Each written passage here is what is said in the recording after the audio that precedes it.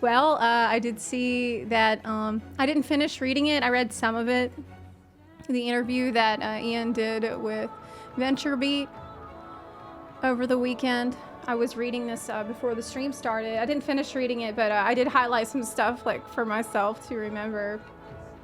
Basically a lot of the same, like just same old shit, but more of it. There was one good thing. He said that they were thinking about using machine learning to better catch harassment in real time. And I was like, well, could that be good, or could that be like you're auto banned because a certain word was said?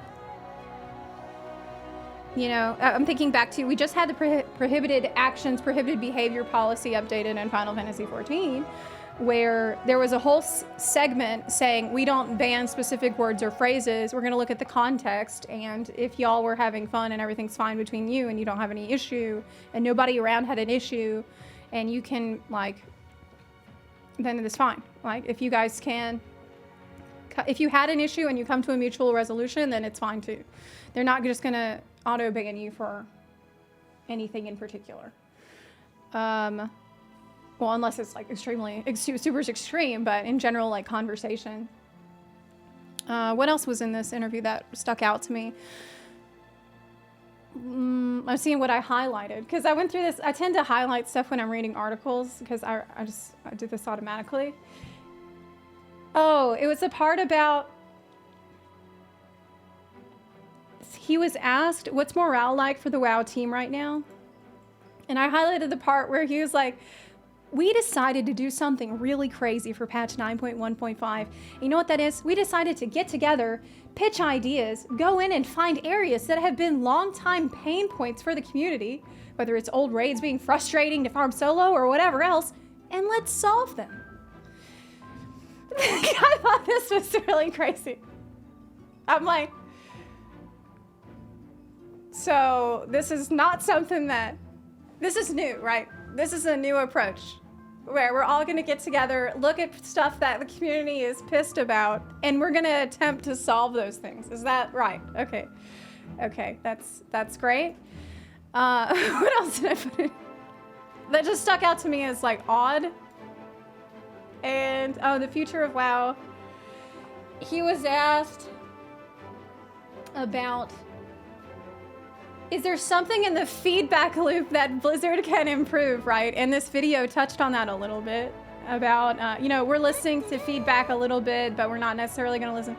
And it was the exact same shit that he always says. He's like, here's the thing with Ian. He doesn't have an issue hearing the feedback. He hears it. He hears the feedback, they hear the feedback, they know what players want, they hear the complaints, they just don't care. They don't want to implement the things that players want because they are hell-bent on a specific way that players need to enjoy the game.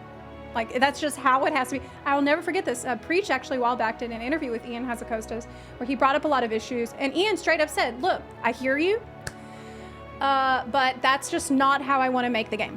Okay, that's just not how, I hear you, I understand you're upset, I understand a lot of players are upset because of the things you say, but that's not my design philosophy. So you're just wrong, and I'm gonna do it my way. We're gonna do it our way, because that's just what we think it should be. And that's exactly what he said here. He's like, look, we can always do better at listening to feedback. They hear it, that listening isn't the problem. We can also do better at communicating that we've heard feedback, but aren't acting on it for whatever reason. That's what he really wants to communicate. He's heard it, but he's not gonna act on it because he has his own reasons. Taking it under advisement, keeping an eye on it. I'm taking that under advisement. Okay. But I'm not going to do anything about it. Okay, that's what he's trying to communicate better. And the other thing that he says, like, related to this, is that, like, his reasoning for this, his reasoning for not wanting to listen to the player feedback that he hears, is that he keeps saying, well, the way that players play the game is evolving. Okay, yeah, he said it here and I highlighted it. He's like, well, the WoW player base is evolving, and it's more than just the content creators, the high-end raiders or PvPers. They have their specific playstyle, but there's a lot of different playstyles. And We understand that people who did high-end rating and pushing keystones, for them these systems is frustrating. We know. We're not surprised. We just don't care because we felt that the core RPG choice, the feeling of a weighty decision, is better. So basically what he's saying here is, yes, we've heard your feedback, but I don't want to act on it because I think that that way of playing the game is wrong.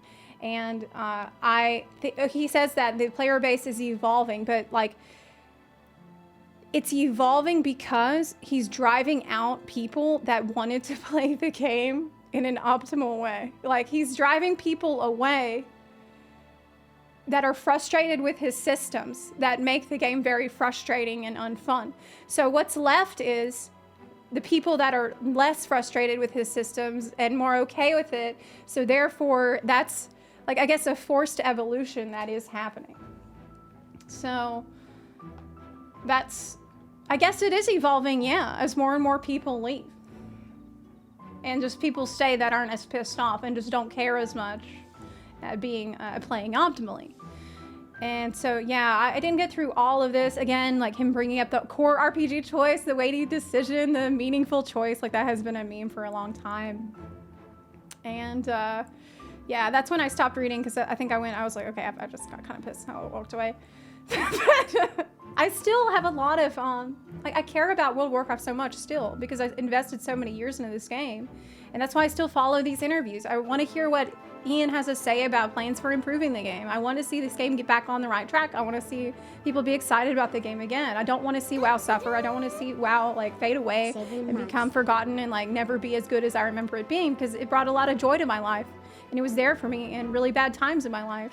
And so I really care a lot about WoW still, but it's still real even now. Like, yeah, it's incredibly frustrating for me to watch this, but it's not as frustrating as it was, obviously, because I have Final Fantasy 14 now, so I don't have to actually be pissed, but I can just be like, I can look at the situation from over here and be like, damn, why are you like this? Why are you continuing to be like this? Please stop doing what you're doing, right?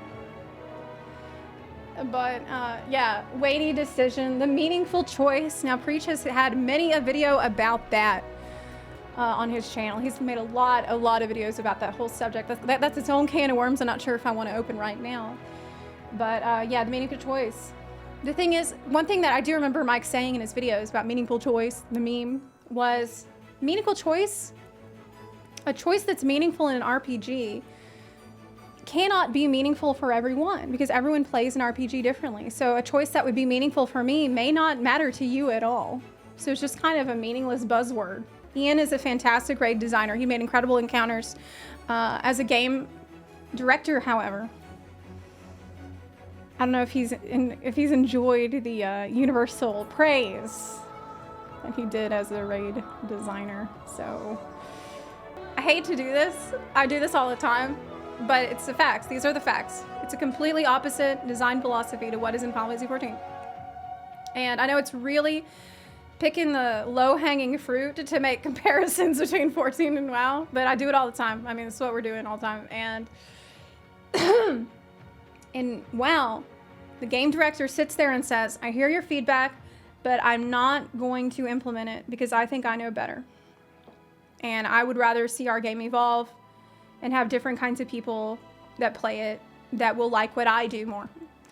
But in Final Fantasy 14, Yoshi P looks at what the players ask for and says, how can I get that into the game? He watches how players play the game and asks himself, how can we work this feature so that it better suits, it better caters to the way that players interact with the content? What do players want? How do they want to play our game? How can we cater more to that? How can we make it better for them to do that? It's natural for me to compare just because, like, I've invested so much of my life into both of these games and I care about both of these games a lot. Like, so much. So, like, when I talk about WoW, I want y'all to understand that I say everything I say about WoW from a place of love and care and wanting to see it get better. I really want that more than anything.